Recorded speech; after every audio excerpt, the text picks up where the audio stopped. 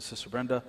I just want to share a few points, something that I have been talking about with my students. I'm also a teacher myself. For those of you who don't know, I teach high school Islamic studies at IUK, as well as being a full-time teacher at the seminary. So these are questions and issues that do come up.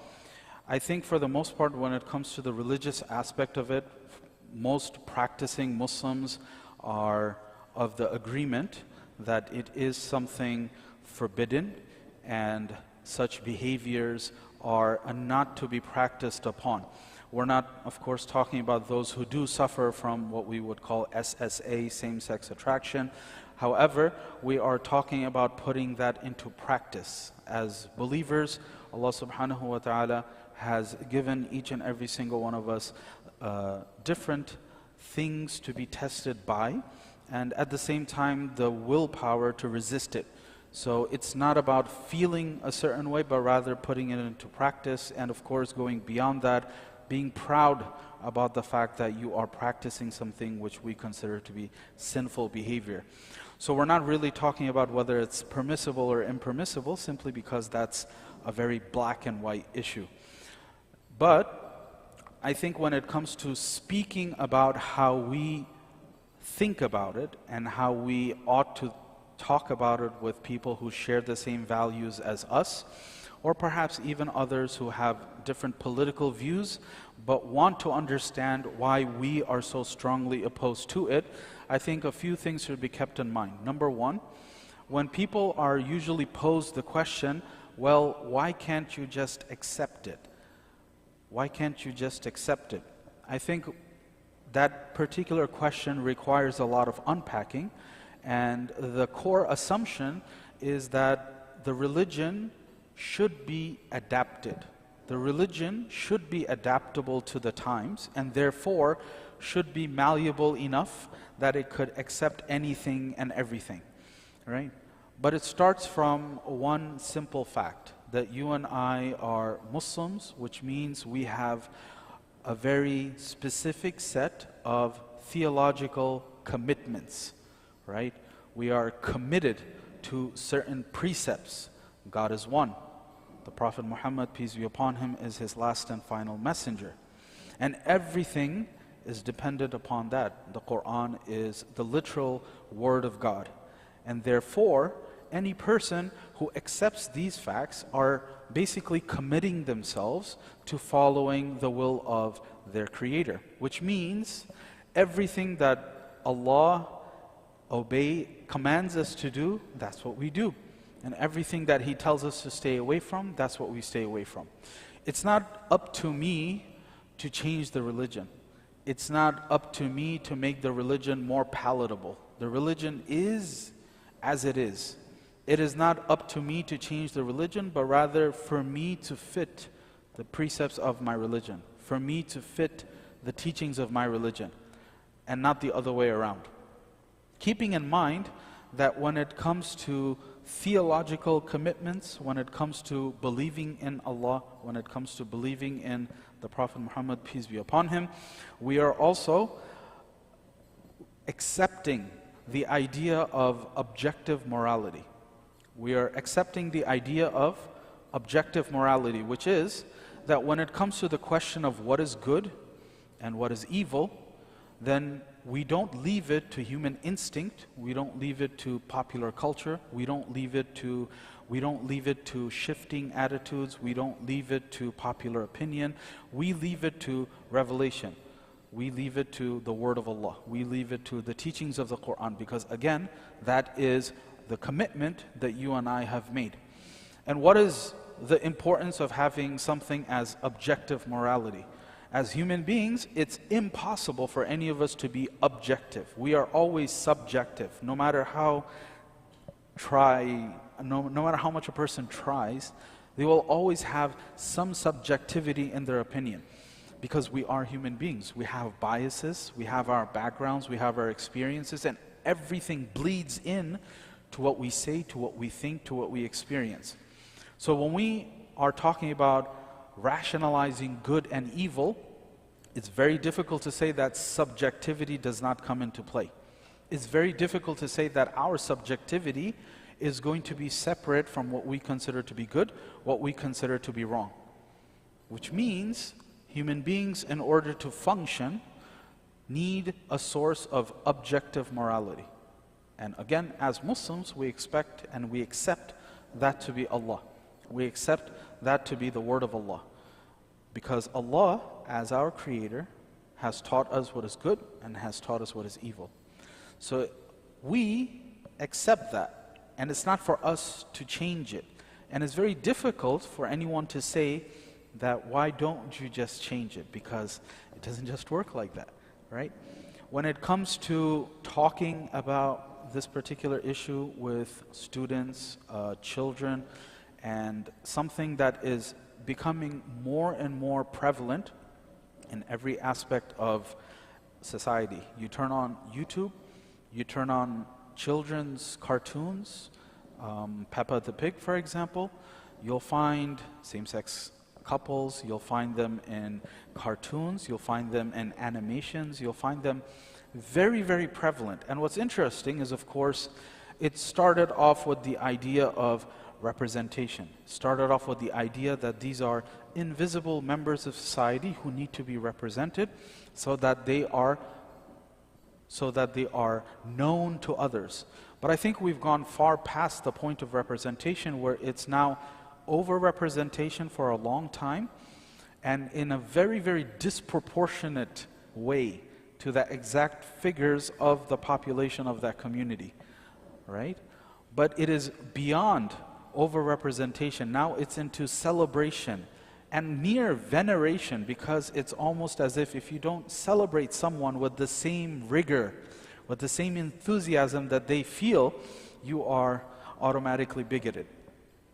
That if you don't support the issue the same way that people feel about it, you are automatically bigoted. That if you say anything against what is considered the popular culture right now, you are bigoted, you are regressive, you are backwards, you are anything and everything. You are against love, you are against freedom of rights, you are against human rights, you are against civil rights. We can go on and on about how it's framed. But when it comes to just speaking about it in very simple terms, I think for children, the easiest way to explain it is Allah created us, and therefore, after the individual, the biggest unit in the society is the family. And families, yes, can have many different forms, because your family is what you make of it. But the human family is always made up of a man and a woman, a mother and a father, right? And just teaching that very simple concept that anything beyond that is not the norm.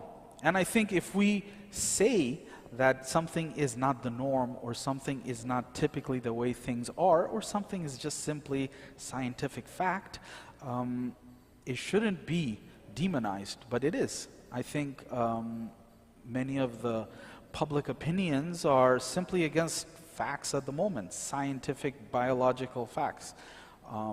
The fact that people aren't willing to say that, for example, transgenders in women's sports don't represent a huge unfairness to women athletes.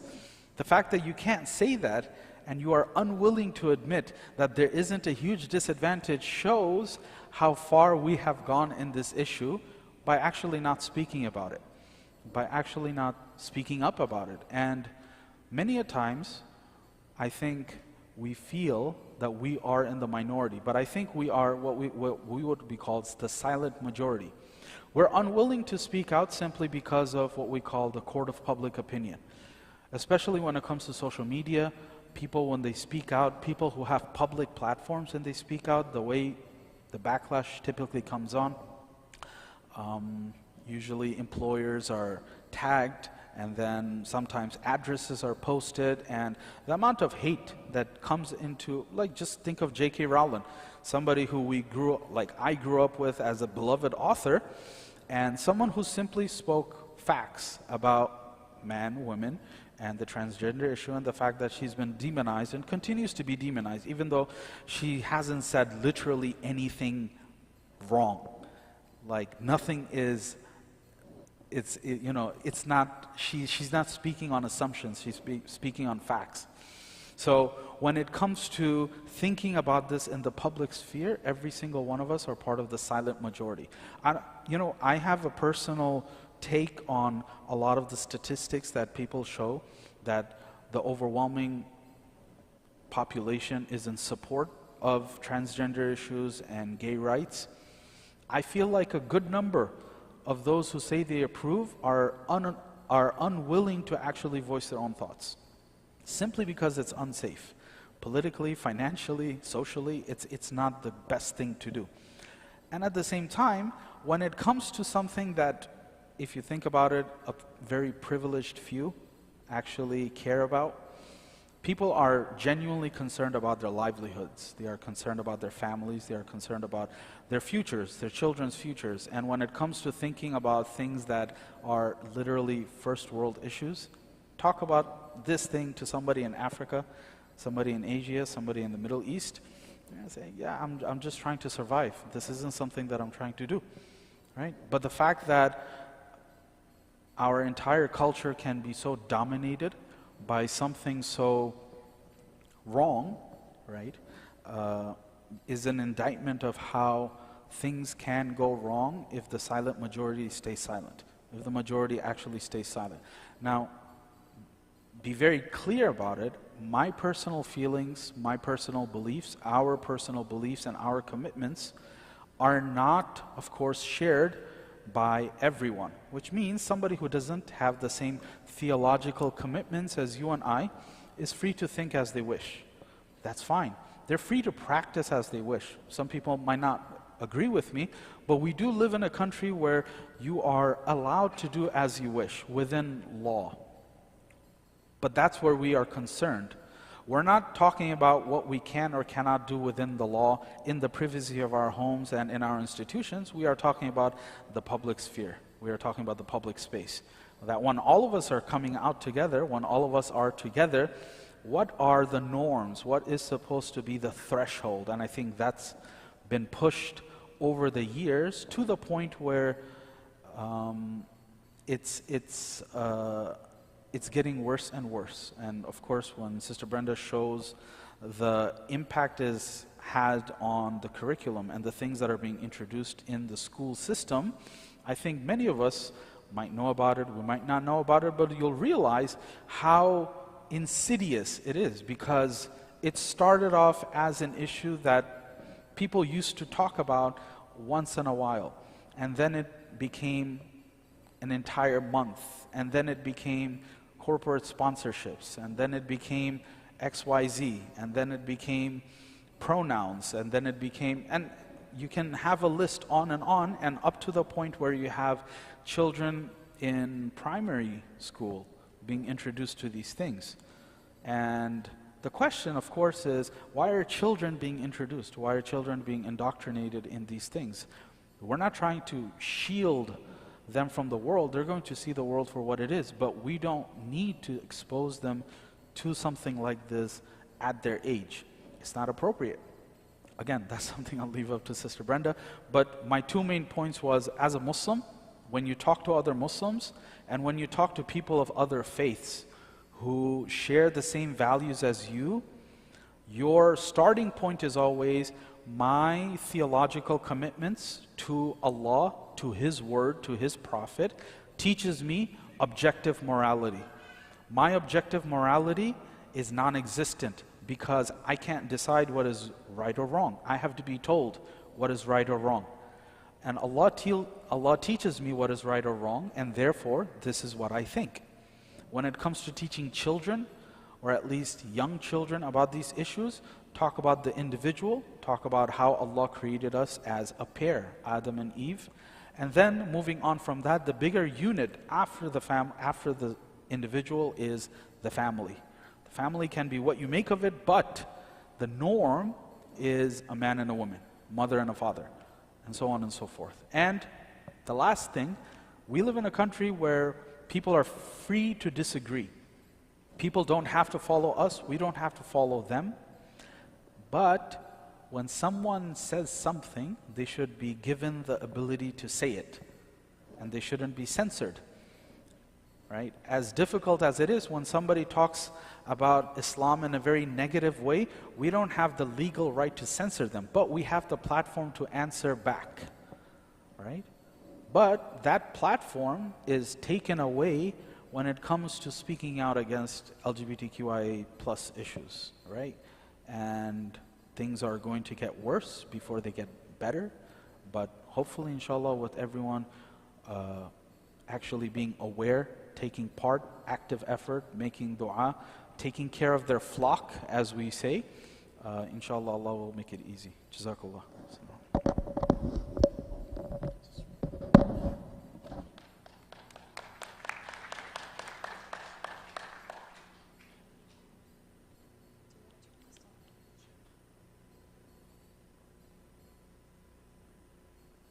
Great technology. Your camera even follows me.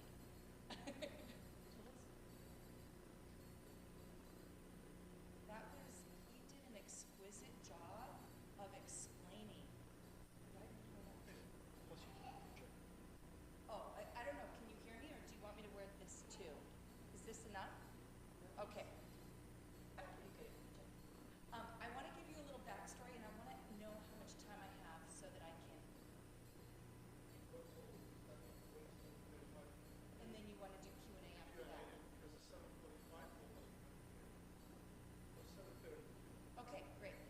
So a little backstory is how I became involved in the Muslim community is I was a school board member in Orange, and I noticed the California Department of Ed, when they were bringing in the framework in 2018, a framework is like a blueprint where once that is established, that's when the publishers all have to create their textbooks based on that framework and the standards. And I saw in the framework, I'm a PE teacher, but I used to be an English teacher for high school, middle school. And I saw in the framework for health that it said gender is expansive and evolving. And they said this for sexuality as well. I'm like, expansive? In other words, there's no boundaries. It can go anywhere. And so I started speaking, and I saw there were, in this framework, there were resources for advocates for youth.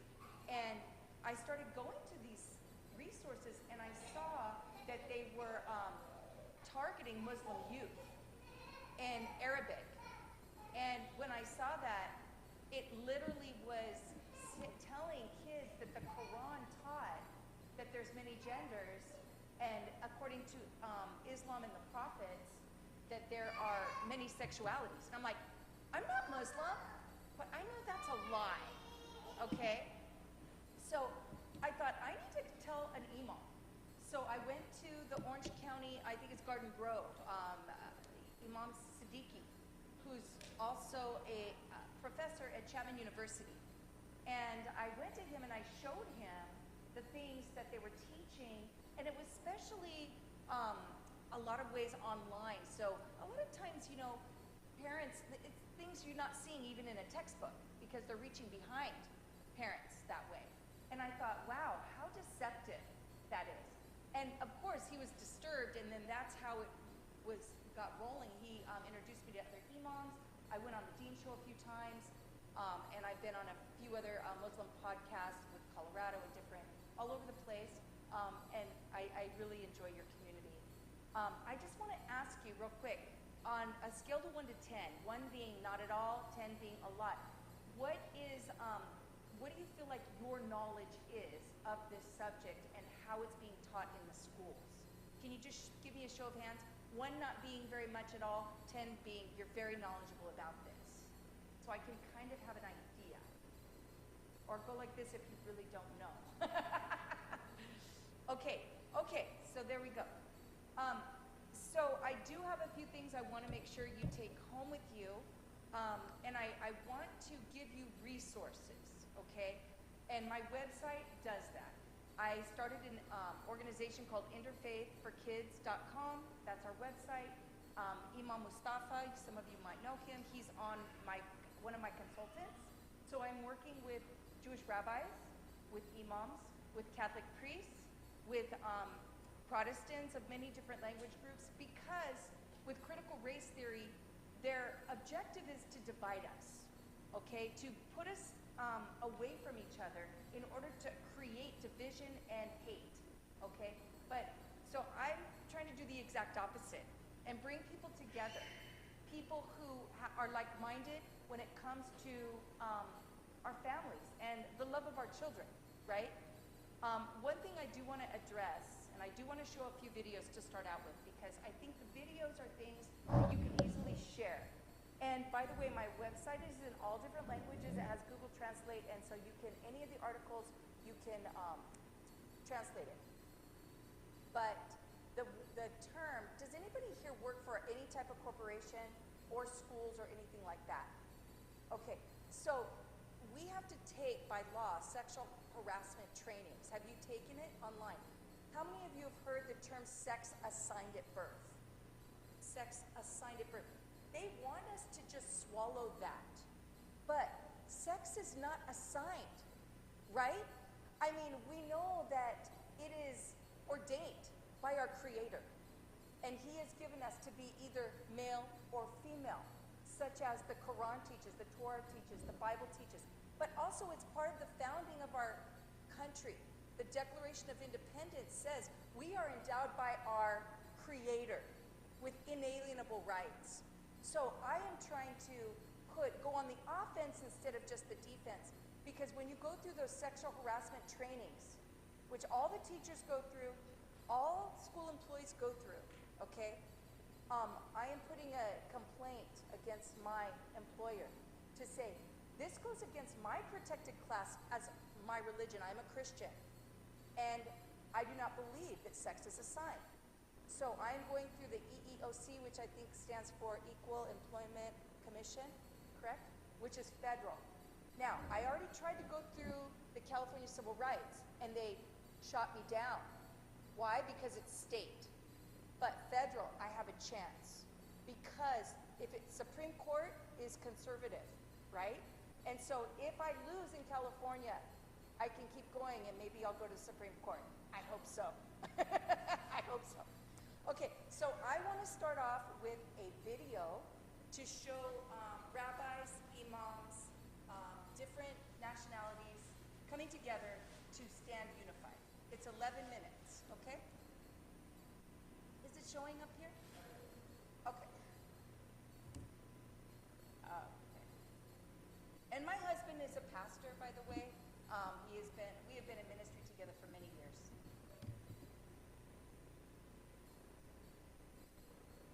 Is it on there? Okay, we know it worked because we did a test. We did. Okay, but I can keep talking until it's working. So I want to just share with you one thing about the gender identity. You know that there's doublespeak going on all the time, right? Is it good? Okay. You just tell me. You know how they say, you're born that way. You're born that way, so how can you not accept or love, especially a parent? We have unconditional love. This is how they are manipulating us as parents, okay? Even as teachers. Oh, great. They say, but your child was born that way. Accept them for who they are. Accept their authentic self, right? And that's what we hear. However, that is not really what they're telling them. They're telling them, this is a coloring sheet that I will give you from Black Lives Matter. And it tells them, transgender affirming. And it says, everybody has the right to choose their own gender by listening to their own heart and mind. Everyone gets to choose if they are a girl or a boy or both or neither or something else. And no one gets to choose for them. The word choose is used like 4 times here, okay? And something else? What is that? Is that even within the human species? I mean, what is it? So, really we can say no. It's not something you're born with, because you're telling kids you can choose whatever you want to be. And they tell them in the books that they're getting that those choices are based on their feeling. It's all based on how you feel. Well, we know that feelings go like this. And we know that the heart of a child is impressionable, imaginative, and trusting. And that is being exploited. That is being exploited. Do you know who changed the definition of gender identity? It happened in the state of California through Fair Housing, Fair Employment.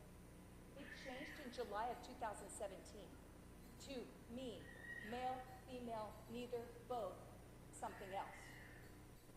2017.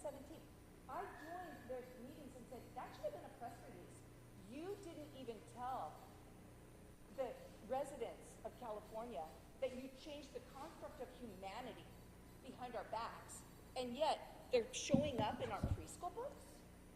So they are intentionally bypassing adult rationale in order to target the children first, while passing laws that give the kids all the rights and take away the rights of the parents. Okay.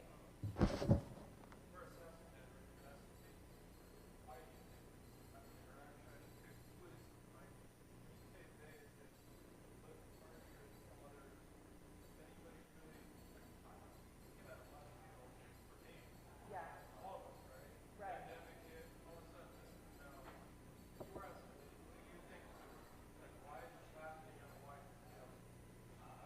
That's a really loaded question. I mean, honestly, I can give you my hypothesis, and I don't want you to think I'm a conspiracy theory person. When I was a board member, and we went right before the lockdown in December 2019, 5,000 board members met in San Diego, and our keynote speaker was Michio Kaku. He is a physicist from New York. He's also considered a futurologist. And he talked in a way that was humorous, and it went over my head at the time. It was talking about the future of America, and it was kind of like the Jetsons on steroids, right? But when COVID happened, I started looking at his books and reading them, and it was really about transhumanism. It was about how they're going to take artificial intelligence and mesh our DNA through genetic engineering with artificial intelligence to create superhumans, hybrid humans, and to use this in a way to also colonize Mars. You know, you're talking a lot about NASA and all these things, and I don't want to get too far into this, but I'm just telling you, I think a lot of it is wanting to go to this place of transhumanism, and that's why they have to. His book is called The Future of Humanity, Michio Kaku. His next book was called The God Equation, and it was basically saying how religion gets in the way of human progress and evolution. But they are artificially contriving this type of evolution. Do you know what I'm saying? And they feel like they have to indoctrinate or brainwash the children first in order to set the tone for the future. Does that make sense? Okay. That's my hypothesis. Okay. So let me just show you the video. Okay. Let's see here.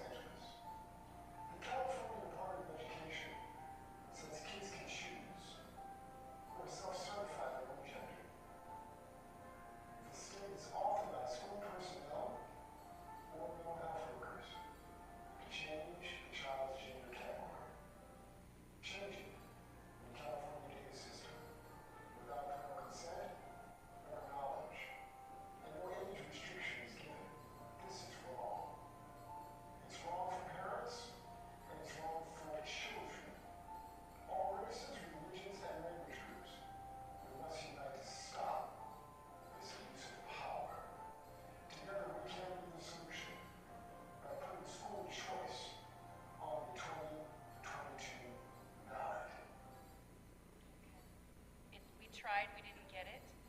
But they have censored, this was put out before COVID, and I can tell you, this video has been censored. They have not removed it off YouTube, but after 3 months, they stopped the count.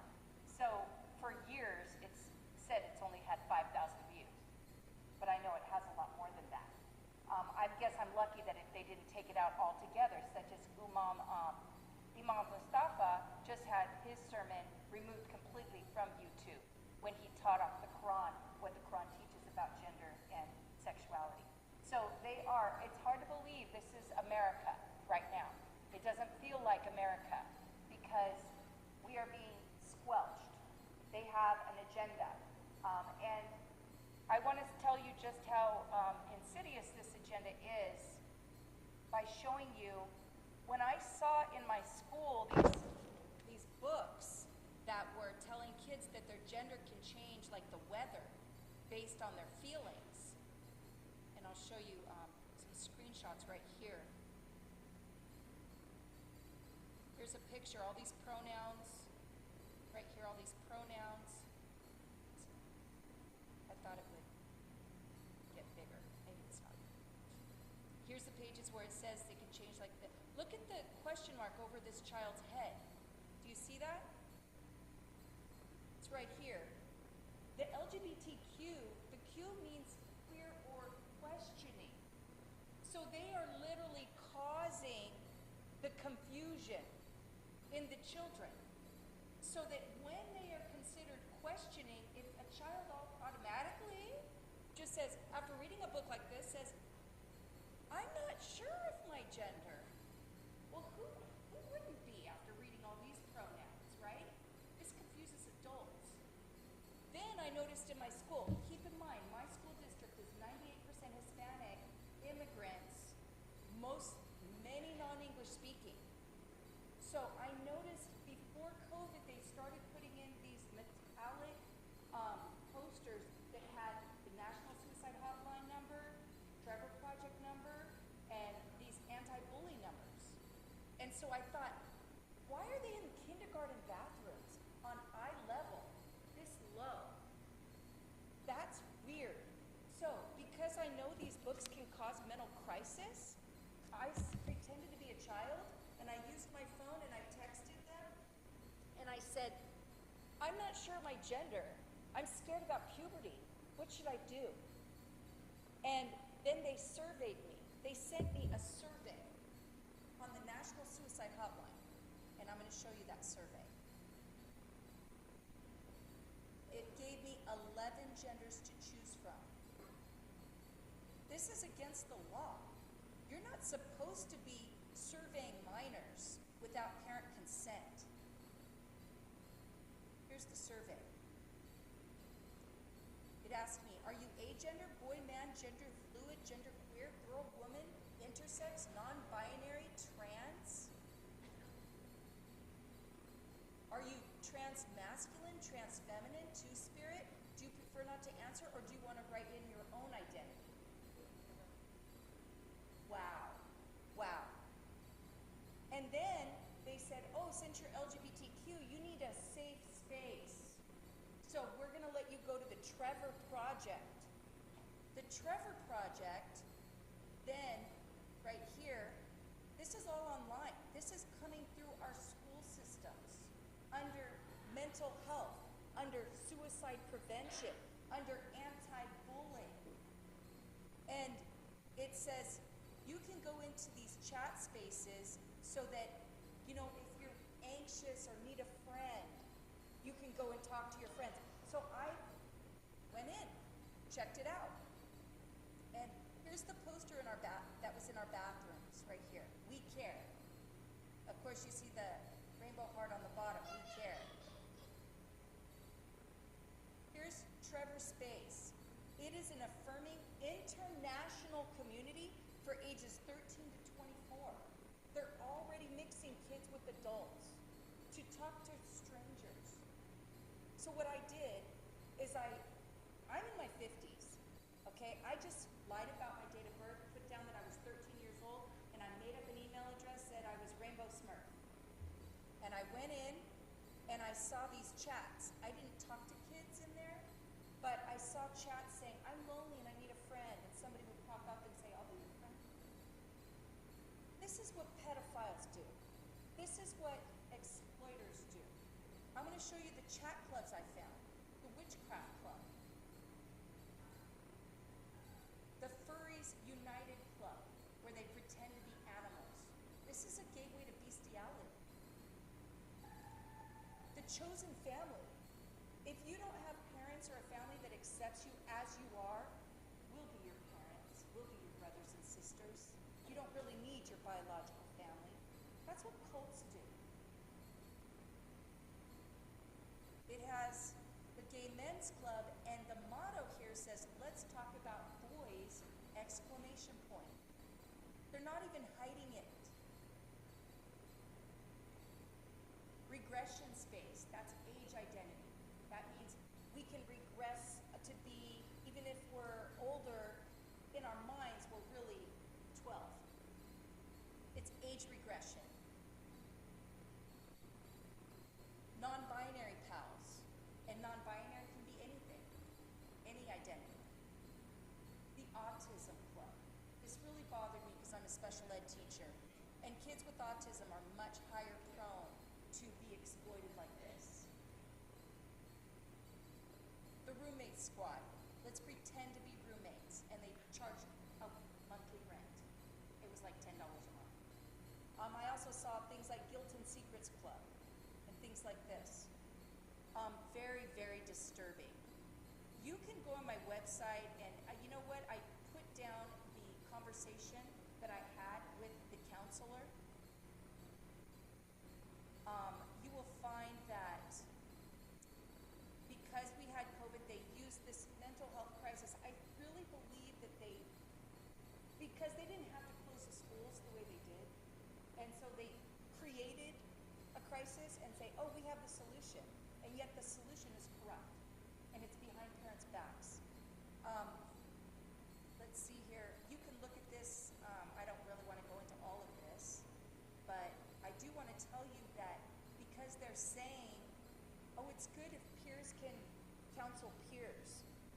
They have teens counseling teens from the times of 6 to 9 p.m. And I tried that one out, and I literally said, I got the number off of the wall at my school. I'm trying to find it right now. Where is it? I don't see it at the moment. But anyways, I said,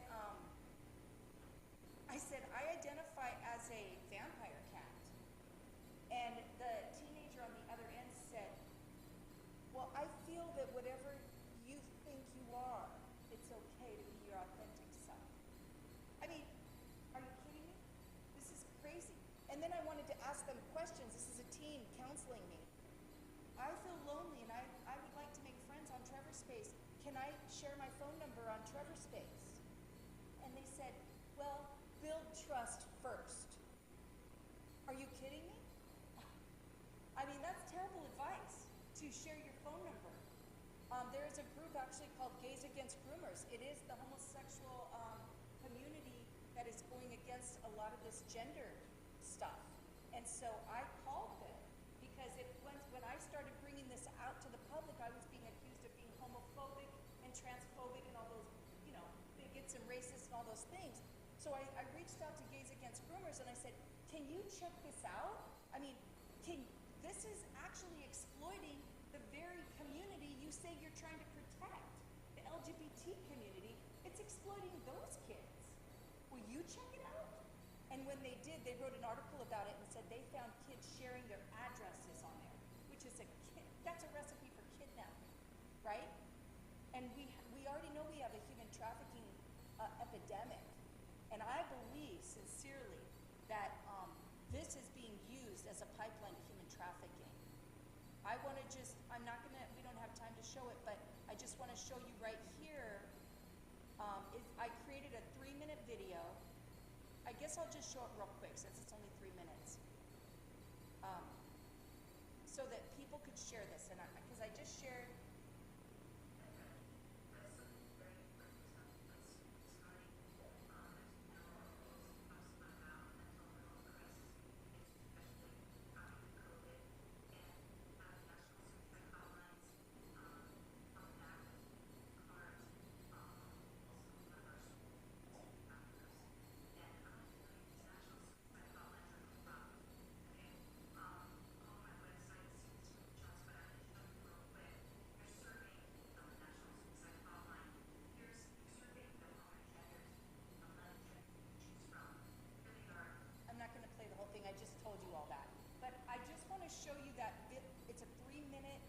video so that I'm trying to give people resources to get the word out easily.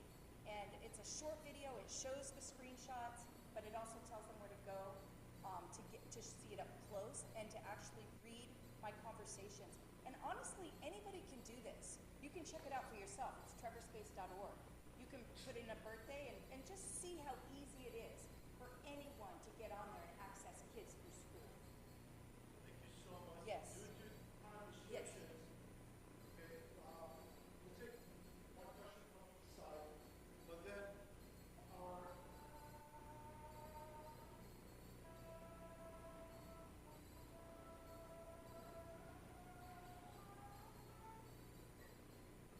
our sister in humanity, Sister Brenda, is going to be here with us. Inshallah, she can join us for dinner.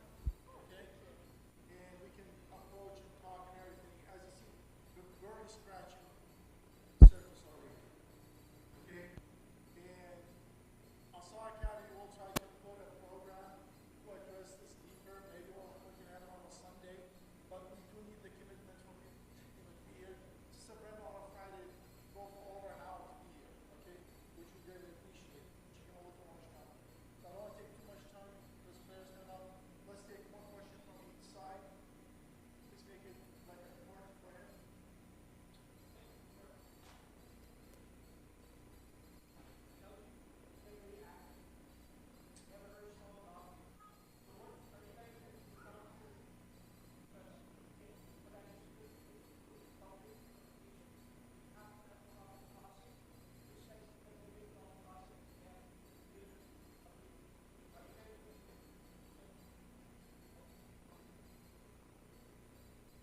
That's a loaded question. We have been trying for quite a long time. We actually tried to go on the offense to pass a law for parent rights. Actually, Dr. Sobo, if you go to my videos, you'll hear his speech in Sacramento in front of the Education Senate, okay? And we flew together to Sacramento to do that. The law that we were proposing through many unified faiths was that if you're going to teach sex education to elementary students, kindergarten through sixth graders, there needs to be parent permission, and you should put the curriculum on the website so parents don't have to take off work to look at the curriculum. We had so much support. I mean, that's just a reasonable request, isn't it? And they voted it down. They voted it down. Now, it seems to be the Democrat Party, the supermajority in Sacramento, they have an agenda. They don't, the rights are being taken away, and they're pushing this, all these genders and all these sexualities. So I would tell you an experience last night. I went to the Orange Unified School Board meeting because some of the school districts are trying to now pass policy saying if a child identifies as a different gender at school, no matter what the age, you have to tell the parents within 3 days. Because the California Department of Ed is telling schools you can't tell the parents until the child gives you permission to do it, even if they're a kindergartner, okay? That's what the California Department of Ed is telling our schools. So we're trying to counter that. Last night, I spoke and there was NBC, a lot of news broadcasts there. I went and talked to the journalists. I showed them, these things. I said, listen, they're not telling you the full story here. They're confusing kids. She put me on the news. It was on last night at about 10:30, NBC. I sent it out to my friends. I said, listen, we got some information out there.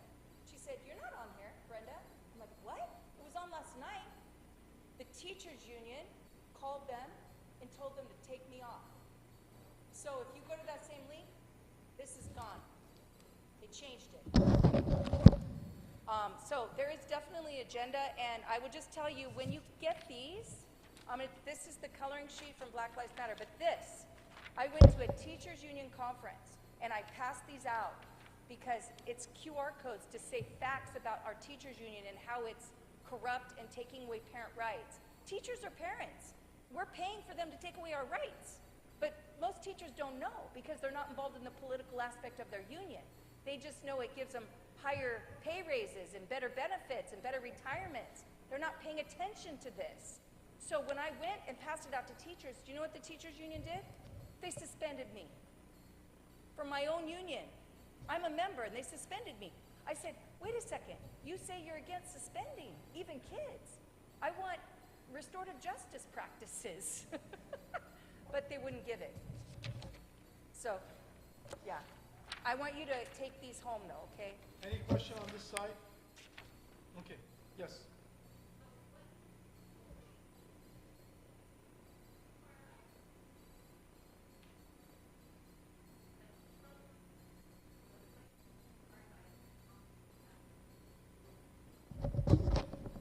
Well, first of all, just know that your teachers union and the state of California is creating incentives and laws for them to bring this in. The state superintendent is flooding our schools with these kind of books, okay?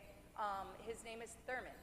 So I would go in, first of all, go into your libraries and see, I need to put on my website, okay, they call it banned books. So there's a lot of conservatives that are saying, we don't want explicit sexual content in our middle school and high school books because they've been putting these books out like genderqueer and these books in our libraries that are very pornographic and also homosexually pornographic. I'm not going to go into detail about that. But so we have tried to remove books like that, especially like in Texas and states like that. So the teachers union is trying to combat them and say, don't ban books, you're trying to not be inclusive of LGBTQ. No, we just don't want their pornography in the schools, okay? So anytime you see that the teachers union is saying, you know, don't ban books, it's the opposite is true, okay? Because they're not telling the truth. What can you do? You can, first of all, ask, you know, hey, are these books in our libraries? You can say, what's your policy about, you know, the law states that you, starting in 7th grade, that they have to be taught these things, and it's part of our sex ed, okay? The law states it. But a lot of these things don't come under sex ed. They come under anti-bullying. They're putting it into our social studies books. They're putting it into a lot of our regular academic books now, under inclusion. And so just really be careful and try to read, you know, what's coming home. I think on my website under resources, you can access opt-out forms. You can fill out that opt-out form and give it to the principal and opt out of those teachings. You can try. Yeah, just be aware, have your eyes open. Oh, We'll defer the question afterward because we have to wrap it up right now. So like I said, we'll invite Sister Brenda to come back, and we would love to have all of you and bring the rest of the congregation on a specific day that we'll announce. We will put her link also on the websites, okay, for a way to educate and learn, okay? Come to the school administration if you have any questions, so we can go back and forth. And like I said, we promise to bring back Sister Brenda as long as she's willing to come back, okay? And we'll take it from there. So thank you everybody for coming. We'll do a real quick cleanup so we can go ahead and pray, okay? Jazakallah khair. Thank you so much. Your time is greatly appreciated. Thank you so much. how do you want to pass this out? We'll put it here. We'll put it here. Anybody would rather not, I'll walk around afterward and pass around myself. Okay. Okay. There are these, if you can just spread this around. I think these are important, and I hope you can use the website. Did I give you, well, the website's right here, so that helps. Oh, I'm sorry.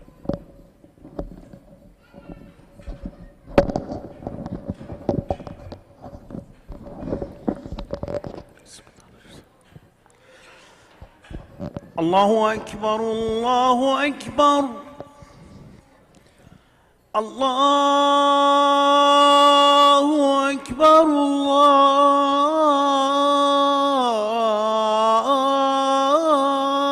الله أكبر أشهد أن لا إله إلا الله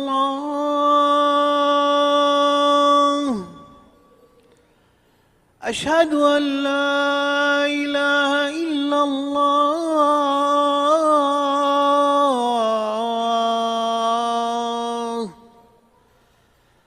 أشهد أن محمدا رسول الله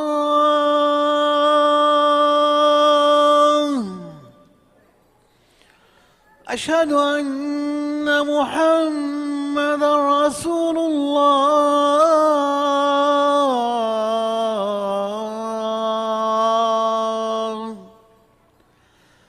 حي على الصلاة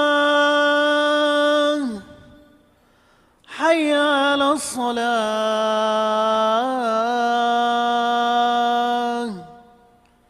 حي على الفلاح حي على الفلاح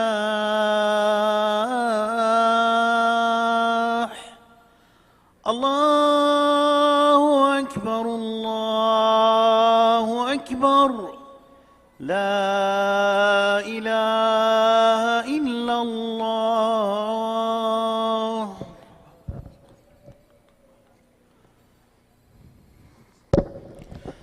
الله أكبر الله أكبر أشهد أن لا إله إلا الله أشهد أن محمدا رسول الله حي على الصلاة حي على الفلاح قد قامت الصلاة قد قامت الصلاة الله أكبر الله أكبر لا إله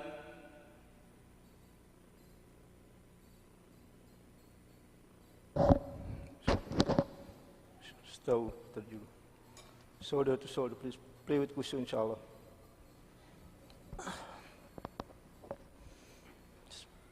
Allahu Akbar.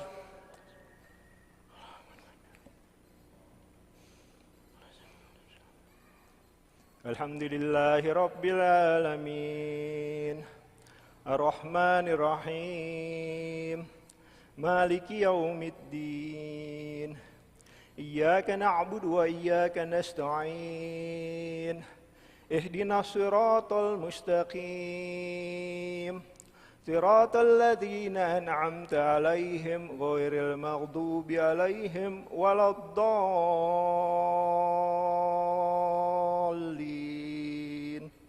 آمين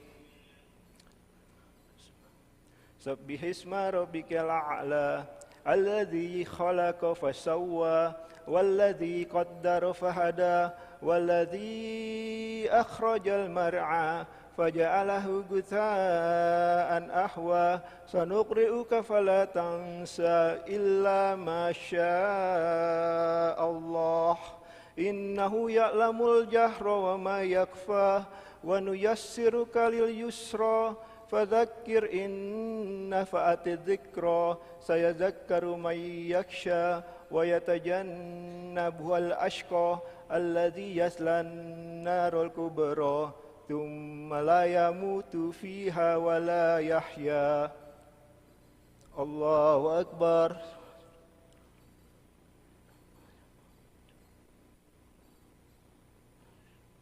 سمع الله لمن حمده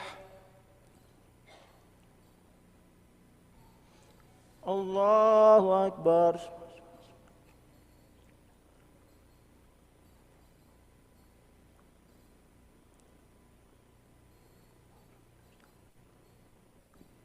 الله أكبر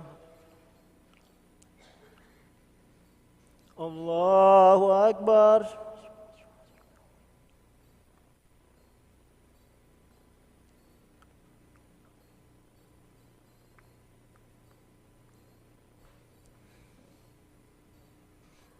الله أكبر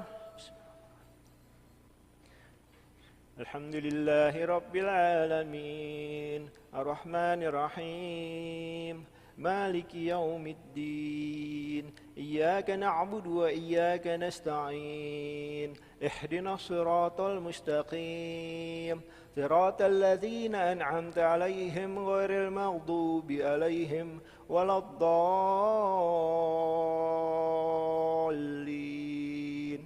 آمين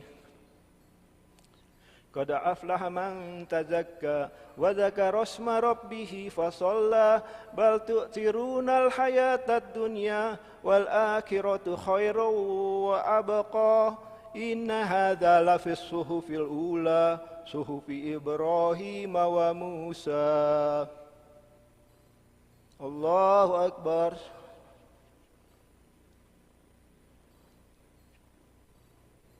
سمع الله لمن حمده.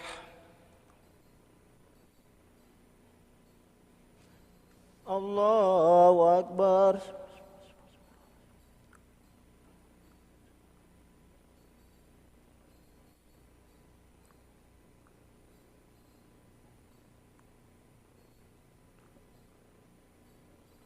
الله أكبر. الله أكبر.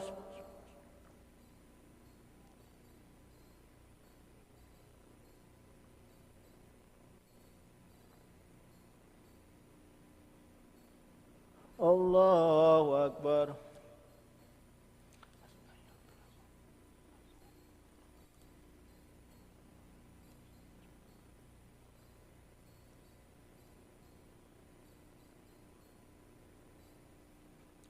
الله أكبر.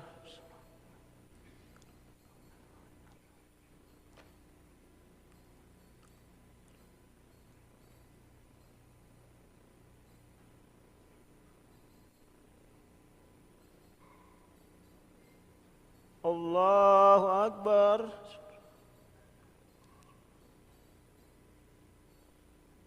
سمع الله لمن حمده.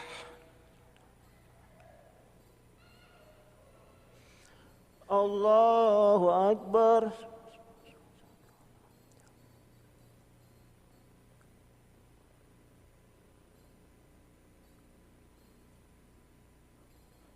الله أكبر. الله أكبر.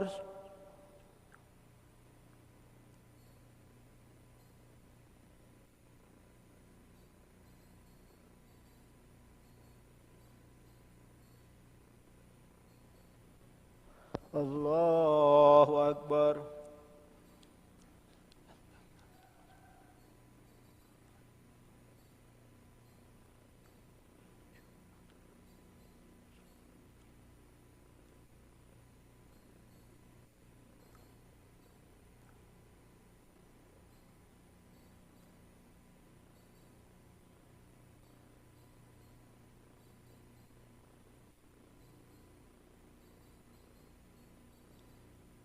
Assalamualaikum warahmatullahi. Assalamualaikum warahmatullahi.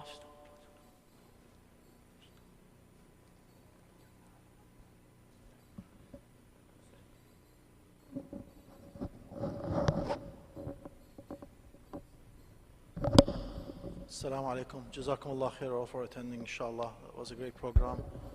And barakallah fikum. And inshallah, there will be dinner served for our family night. There will be games outside for the kids. Barakallah fikum.